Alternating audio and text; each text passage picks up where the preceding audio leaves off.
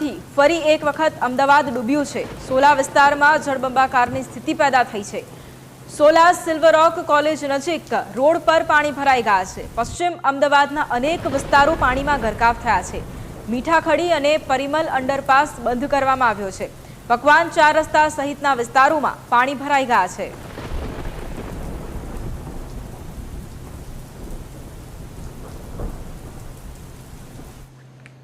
શહેરમાં વહેલી સવારથી જ મેઘરાજાની ધમાકેદાર એન્ટ્રી જોવા મળી રહી છે। ત્યારે હાલ વરસાદે વિરામ લીધો છે, પરંતુ અમદાવાદ શહેરના અનેક એવા વિસ્તારમાં પાણી ભરાઈ ગયા છે। આ દ્રશ્યો છે કે જે અમદાવાદની સોલા સિવિલ સામે આવેલા સિલ્વર રોક કોલેજ નજીક જે સોસાયટીઓ છે કે જે રોડ છે ત્યાં આગળ પાણી જે છે તે ભરાઈ ગયા છે। આ દ્રશ્યો છે જોઈ શકાય છે કે જે હાલ આ જ રીતના દ્રશ્યો છે કે જે અમદાવાદના અનેક એવા વિસ્તારોમાં જોવા મળી રહ્યા છે।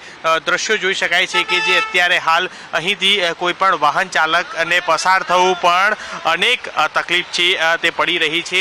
આ જ રીતના અમદાવાદ શહેરના પશ્ચિમ વિસ્તારના રોડો ઉપર પણ પાણી જે છે તે ભરાઈ ગયા છે અને જેના કારણે ભારે હાલાકી વાહન ચાલકોને ઉઠાવવી પડી રહી છે। હાલ તો અમદાવાદ શહેરમાં આ મેઘરાજાની જે ધમાકેદાર એન્ટ્રી અને લઈને સૌથી વધુ નરોડામાં 2.5 ઇંચ વરસાદ છે કે જે નોંધાયો છે। ત્યારે હાલ મીઠાખડી અને પરિમલ અંડરપાસ છે તે પણ બંધ કરવાની ફરજ છે એ પડી છે। સાથે જ વાસણા બેરેજના 3 દરવાજા 1-1 ફૂટ પણ ખોલવામાં આવ્યા છે। ત્યારે આજ છે અને કાલે એટલે કે 2 દિવસ માટે હવામાન વિભાગે પણ મધ્યથી ભારે વરસાદની આગાહી છે ત્યારે આગાહી કરી છે। ત્યારે હાલ અમદાવાદ શહેરમાં વરસાદે વિરામ લીધા બાદ પણ અલગ અલગ વિસ્તારોમાં પાણી જે છે તે ભરાઈ ગયા છે। આ દ્રશ્યો છે કે આ જ દ્રશ્યો હવે પશ્ચિમ વિસ્તારના મોટાભાગના એરિયામાં જોવા મળી રહ્યા છે।